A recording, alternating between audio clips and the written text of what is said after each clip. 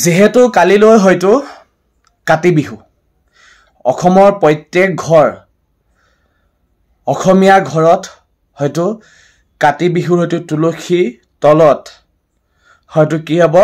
চাকি জ্বলিব প্ৰত্যেকজন অসমবাসীক 3 কোটি জনতালৈ এটাই অনুৰোধ কোনো হিন্দু মুছলিম আমি কোনো তাত ভাগ নকৰো মুঠতে জুবিন দাই ন্যায় নোপোৱালৈকে আমি এটাই কাম কৰিব লাগিব ভগৱানলৈ হয়তো আগবঢ়াব লাগিব আজি মছজিদতে হওক গীৰ্জাতে হওক যতে নহওক নামঘৰতে হওক যতে নহওক কিয় আমি হয়তো আগবঢ়াব লাগিব কিন্তু কালিলৈ যেহেতু কাতি বিহু কালিলৈ তুলসী মাৰ ওচৰত যেহেতু তুলসী মাক আজি ময়ো পূজা কৰো কিন্তু তুলসী মাৰ ওচৰত যদিহে যিমান পাৰে সিমান ডাঙৰ এগছি চাকি লগাব যি গছি চাকিত যাতে মনৰ পৰা এখাৰে ভাবিব যাতে যি কালপিত তাত পুথি খলিহনা হিবু যাতে আমাৰ কোনো কথা নাই যাতে আমাৰ সেই চাকি গছি তুলসী মাক এটাই প্ৰাৰ্থনা জনাব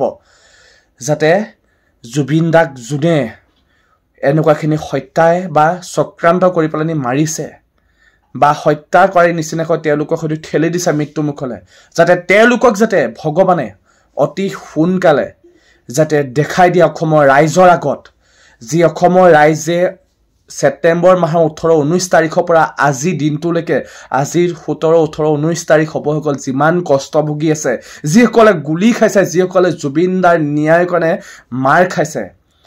এটা কামেই কৰিব আপোনালোকে নামঘৰে হওক মছজিদে হওক মন্দিৰতে হওক অসমত বহুত ডাঙৰ মন্দিৰ আছে আৰু এটা বস্তু মনত ৰাখিব কাইলৈ যেহেতু স্পেশালি কাতি বিহু অসমৰ প্ৰত্যেকজন অসমীয়া বন্ধু বান্ধৱী প্ৰত্যেকজন দাদা বাইদেউ ভাইটি ভণ্টি সকলোলৈকে মোৰ ফালৰ পৰা আজি মই আছো হায়দৰাবাদত আজি হায়দৰাবাদত থকাই হওক অসমৰ বিভিন্ন প্ৰান্ত বা ভাৰতৰ বিভিন্ন প্ৰান্তত থকা প্ৰত্যেকজন অসমীয়া বন্ধু বান্ধৱীলৈ কাতি বিহু বহুত শুভেচ্ছা জনাইছো যাতে প্ৰত্যেক ঘৰতে তুলসী মাৰ ওচৰত যাতে আপোনালোকে একো গছ ডাঙৰকৈ চাকি লগাব যাতে জুবিন দাৰ কাৰণে আৰু তাত যাতে মনৰ পৰা আপোনালোকে বিচাৰিব কোনো স্বাৰ্থ নোহোৱাকে তুলসী মা হাতত এৰি দিব চাব বহুত সোনকালে মই তুলসী মাক বহুত বিশ্বাস কৰি প্ৰমাণ পাওঁ কিছুমান কথা আৰু আপোনালোকো যাতে তুলসী মা ওচৰত যাতে কালিলৈ দিনটোত যাতে অন্তত